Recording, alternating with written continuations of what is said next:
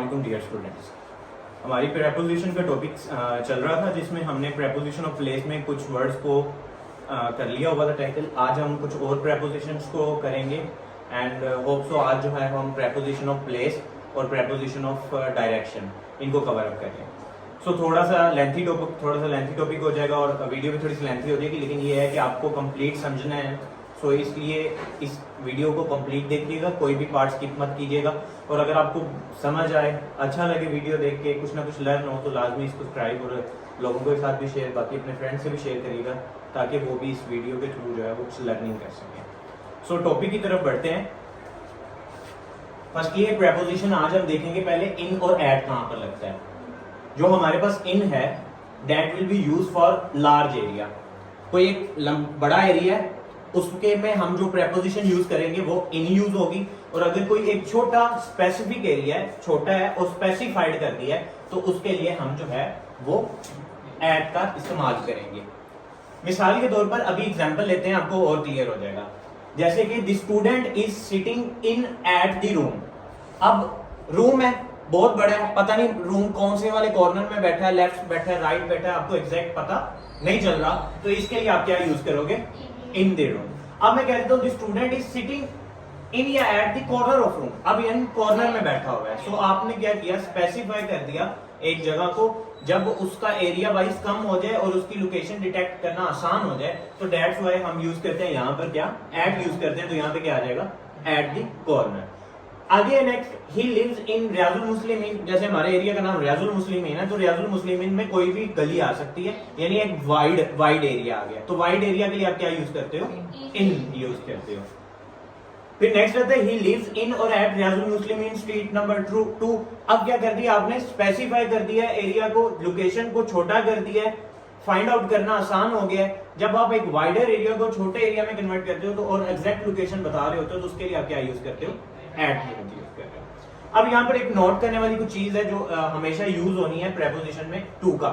अगर आपका गो या गो की कोई भी फॉर्म आ रही है, first second third, go went gone, goes आ रहा है, कोई भी गो की फॉर्म आ रही है, उसमें हमेशा जो है वो आपका प्रेपोजिशन क्या यूज होना है?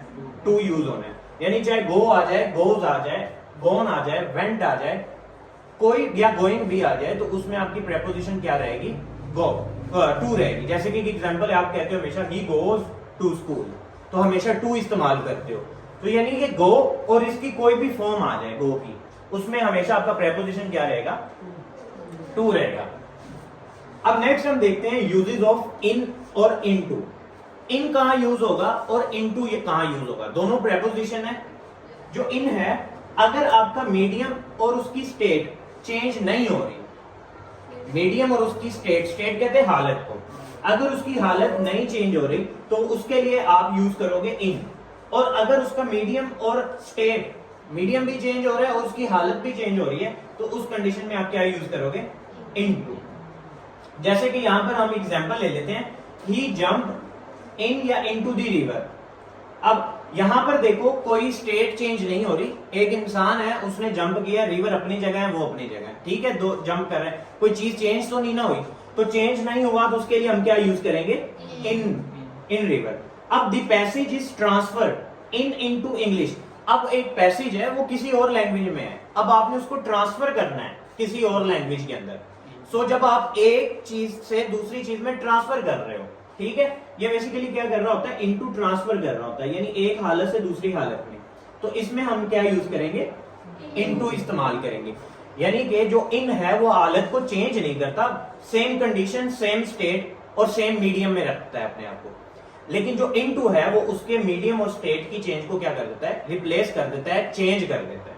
क्लियर हो गया यहां तक बात? अब यहां पर भी एक नोट करने वाली बात है जो कि कॉमनली एनटीएस में पूछे जाने वाला क्वेश्चन है, इसलिए मैंने यहां पर इसको नोट डाउन किया। The passage is transferred from Urdu to English। क्या ये ठीक है यहाँ पर? अब वैसे तो आपने भी पता होगा कि सर अभी तो हमने कहा कि जब कोई स्टेट ट्रांसफर हो रही है, एक जुबान से दूसरी जुबान में ट्रांसफर कर रहे हैं, तो यहाँ पे इनटू आना चाहिए था, आपने टू क्यों लिखा है? तो आप देखिए बेटे, हमेशा याद रखिएगा, जब भी एक सेंटेंस में फ्रॉम यूज हो जाए तो दूसरा अगर उसके साथ टू या इनटू में आपने करना हो चूज, तो हमेशा टू को प्रेफर करोगे। ये एक इंग्लिश लैंग्वेज की ग्रामर का एक सेम लॉजिस्टिक पोर्शन है। कि आपका अगर फ्रॉम यूज हो रहा है तो उसके साथ हमेशा क्या आएगा, टू यूज होगा। अगर फ्रॉम आपका ऑलरेडी यूज हो चुका है तो उसी सेंटेंस में आप इनटू को प्रेफर नहीं करोगे, किसको प्रेफर करोगे, टू को प्रेफर करोगे। सो यहां तक आपको क्लियर हो गया। हमने पढ़ा यूज ऑफ इन और एट, इसको क्लियर किया, और अभी हमने देखा है यूज ऑफ इन और इनटू। इसमें एक एक्सेप्शनल केस था, वो हमने साथ इसके देख लिया। प्रेपोजिशन में एक वर्ड कॉमनली यूज होता है इंटर। अब ये भी गलत नाम है, हमारे मोस्टली जो है वो पढ़े लिखे एजुकेटेड पर्सन भी इसमें गलती कर रहे होते हैं। जो वर्ड इंटर है ये कभी भी अपने साथ प्रेपोजिशन नहीं लेके आता। जैसे कि एक एग्जांपल लेते हैं, ही इंटर्ड इनटू या टू द क्लासरूम, ना इनटू आएगा इसमें और ना ही टू आएगा। ही इंटर्ड द क्लासरूम, ना टू आएगा। इंटर जो है वो कभी भी अपने साथ कोई प्रेपोजिशन लेके नहीं आता। सो इसलिए ये लाजमी माइंड में रखिएगा, इंटर के साथ कभी भी प्रेपोजिशन नहीं आपने ऐड करनी। अब यहाँ पर कुछ वर्ड्स हैं जो कि मेनली यूज होते हैं, उनके मैं आपको बता देता हूँ। ऑन, ये ऑन भी प्रेपोजिशन में यूज होता है, अपॉन भी प्रेपोजिशन में यूज होता है, ऑन टू भी यूज होता है और ओवर भी यूज होता है।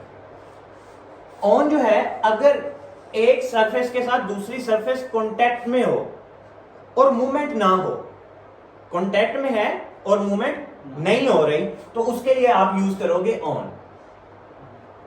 अपॉन क्या है, मूवमेंट हो रही हो। बाकी अपॉन के ऊपर आपको एग्जांपल मिलेगी तो आपको और क्लियर हो जाएगा।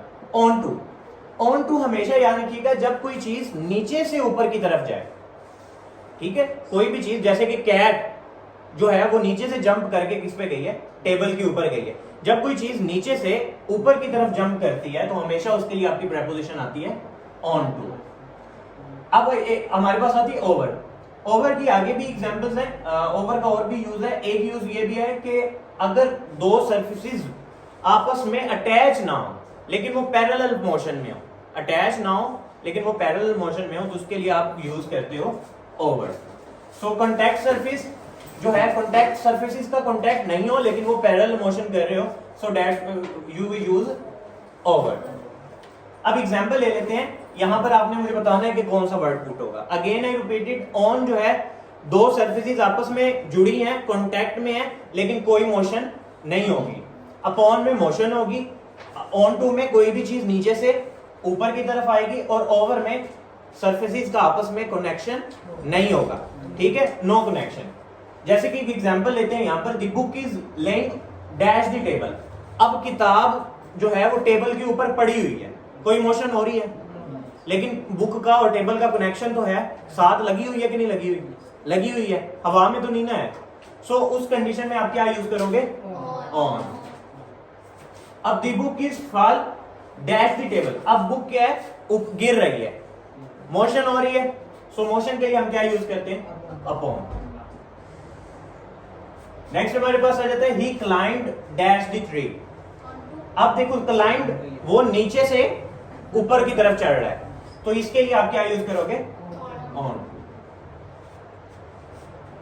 इट्स मीन कि आपको ना ये बड़ी, क्योंकि हम मोस्टली क्या करते हैं, हर चीज के साथ ऑन को फिट करने की ट्राई कर रहे होते हैं।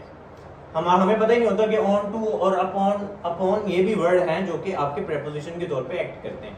सो ये छोटी छोटी ट्रिक्स हैं जो कि आपने ज़हन में रखनी है इन प्रेपोजिशंस को टैकल करते हुए।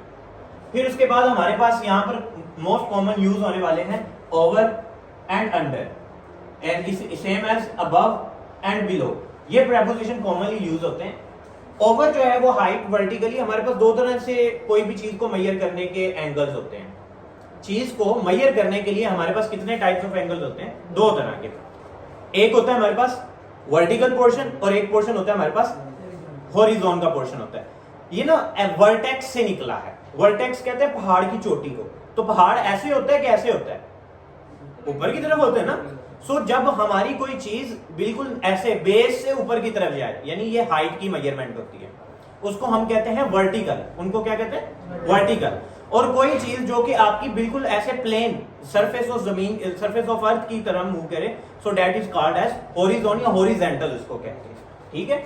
यानी कि वर्टिकल में हम जो है वो इस तरह मूवमेंट होती है और हॉरिजेंटल में इस तरह की होती है। यानी कि वर्टिकल में हम ये वाली लेंथ मेजर कर रहे होते हैं और हॉरिजॉन में हम इस तरह चीजें मेजर कर रहे होते हैं, ठीक है, प्लेन ऑफ अर्थ के फॉर्म में। अब ओवर का ही वर्टिकली अगर आप किसी भी चीज कोई भी चीज वर्टिकली अपवर्ड से शुरू हो रही है, ऊपर से शुरू हो रही है, तो उसके लिए आप ओवर यूज करोगे। अगर ऐसे ही चीज नीचे से आप शुरू कर रहे हो, उसको है वर्टिकल लेकिन नीचे से स्टार्ट कर रहे हो, तो उसके लिए हम क्या यूज करेंगे? अंडर। ठीक है, अगेन समझो जरा, अगर कोई चीज बिल्कुल वर्टिकल है और उसको आप ऑन दी एपेक्स से स्टार्ट कर रहे हो, ऊपर से स्टार्ट कर रहे हो, अपवर्ड से, ऊपर के लिए हम क्या यूज करते हैं? अपवर्ड, और नीचे के लिए डाउनवर्ड। ऊपर से यूज कर रहे हो तो उसके लिए क्या आएगा? ओवर। और अगर आप नीचे से कर रहे हो, है वो वर्टिकली और नीचे से कर रहे हो, उसके लिए आप क्या यूज करोगे? Under. Same as above. Above जो है ये बेसिकली लेवल को मेजर करने के लिए यूज होता है, किसी भी चीज के लेवल को मेजर करने के लिए कि वो कितने लेवल पर है। अब हमारे पास इसी तरह बिलो जो है, ये किसी भी चीज के हॉरिजेंटल सरफेस में नीचे लेवल पर, ये हॉरिजेंटल सरफेस के ऊपर लेवल पर अबव, उसी के नीचे लेवल पर आपका बिलो आ जाएगा। अभी आपके एग्जांपल्स होंगे ना तो आपको जरा और क्लियर हो जाएगा। यहां तक थोड़ी बात कम समझ आई है? हॉरिजेंटल और वर्टिकल का कॉन्सेप्ट समझ आया? वर्टिकल हमारे पास हाइट में आता है और हॉरिजॉन्टल मीन के प्लेन ऑफ अर्थ जैसे हमारी। The aeroplane flu dash my head. अब इसमें क्या आएगा? ओवर आएगा कि अबव आएगा? अब देखें, हेड है, किस तरह है ये? वर्टिकल में है, इसके ऊपर से गुजरा है, तो अपवर्ड के लिए हम वर्टिकल अपवर्ड के लिए क्या यूज करते हैं? ओवर। तो यहां पे क्या आ जाएगा? ओवर। ये समझ आएगी कि नहीं आई समझ? यानी कि आप, उसने कहा कि मेरे सर के ऊपर से जहाज गुजरा, तो मेरा सर यानी कि मेरी हाइट को मेजरमेंट हो रही है, मेरी हाइट को, तो हाइट की मेजरमेंट किस में आती है? ओवर। मेरे सर के ऊपर से गुजरा है ना, तो फिर इसीलिए हमने क्या यूज किया है? ओवर। अगर मैं कहता ये नीचे से गुजरा है तो फिर इसके लिए क्या आना था? अंडर। अगर वर्टिकल लाइन में हम नीचे से बात करेंगे तो उसके लिए अंडर, अगर ऊपर से तो over. The performance is dash average. अब देखो वो कह रहे हैं जो परफॉर्मेंस है वो एवरेज है। परफॉर्मेंस जो होती है कोई भी काम है, ये एक लेवल होता है। क्या है ये? लेवल। तो लेवल के लिए हम क्या यूज करते हैं? Above. The performance is above average. We are flying dash the cloud. अब देखो, वी आर फ्लाइंग, अब जो क्लाउड है, हमारा आसमान है, वो भी किस तरह फैला हुआ है? हॉरिजॉन की फॉर्म में फैला हुआ है। जो फ्लू होगा, उड़ना होगा, वो भी किस फॉर्म में होगा? हॉरिजॉन की फॉर्म में। ठीक है, सो वी आर फ्लाइंग, यहां पर हम ये यूज करेंगे, वो क्या यूज करेंगे? Above the cloud. The cat is dash the table. अब यहां पर हमारे पास बिल्ली जो है वो टेबल के नीचे बैठी हुई है। ठीक है, अब बिल्ली के सर से टेबल के दरमियान में फर्क है किस बेस पे? वर्टिकल लाइन की फेवर में। जैसे कि एग्जांपल है ना, लाइक ये एक कैट बैठी हुई है और ये ऊपर टेबल है। अब ये कैट और जो टेबल है, कैट के हेड से टेबल का जो डिफरेंस है, ये किस फॉर्म में आप निकालोगे? वर्टिकल की फॉर्म में। तो वर्टिकल के लिए आप क्या यूज करोगे? अंडर, क्योंकि ये नीचे बैठी हुई है। सो यहां पर क्या यूज होगा? अंडर। अच्छा, इसमें एक एक्सेप्शनल केस है, वो मैं आपको उसके लिए भी बता देता हूँ। हम जब कोई चीज फैलाते हैं, जैसे कि कॉमनली हम घरों में ब्लैंकेट फैलाते हैं, पूरे बेड के ऊपर ब्लैंकेट फैलाना, या फिर आप कपड़ा फैला रहे हो। सो कोई भी चीज जब आप स्प्रेड कर रहे होते हो, तो स्प्रेड की कंडीशन में भी आप हमेशा क्या यूज करोगे? ओवर यूज करोगे। जैसे कि spread the cloth the table, तो ओवर द टेबल। जब भी कोई चीज फैला रहे होंगे तो उसके लिए भी आप क्या यूज करोगे? ओवर के लिए यूज करोगे। ऑन, अपॉन, ऑन टू और ओवर, सॉरी ओवर, अंडर और अबव और बिलो, इनमें थोड़ा सा फर्क समझ आया आपको? एग्जांपल्स बाकी आप फर्दर आपके जो है वो नेक्स्ट वीक के अंदर हम कंडक्ट करवाएंगे प्रेपोजिशनल के, और जितने भी आपके पार्ट्स ऑफ स्पीच हुए हैं उनके टेस्ट, और उनको हम वीडियो रिकॉर्ड भी करवाएंगे। सो वो टेस्ट आप हम यूट्यूब पर भी अपलोड करेंगे। जो भी इस सीरीज के साथ कनेक्ट हुआ है ग्रामर समझने के लिए, वो अपने आप को वो लाजमी टेस्ट में भी इनरोल करे, टेस्ट को अच्छे से करे। फिर हम उसके सॉल्यूशंस भी आपके साथ डिस्कस करेंगे कि ये आंसर आया है तो क्यों आंसर आया है। सो जब तक आप इंग्लिश में बार बार एग्जाम्पल्स, मल्टीपल एग्जाम्पल्स नहीं करते हो, तब तक आपको कोई भी पॉइंट क्लियर नहीं होता। सो एग्जाम्पल इज मस्ट, आपको एग्जाम्पल बार बार करनी है और बहुत ज्यादा करनी है।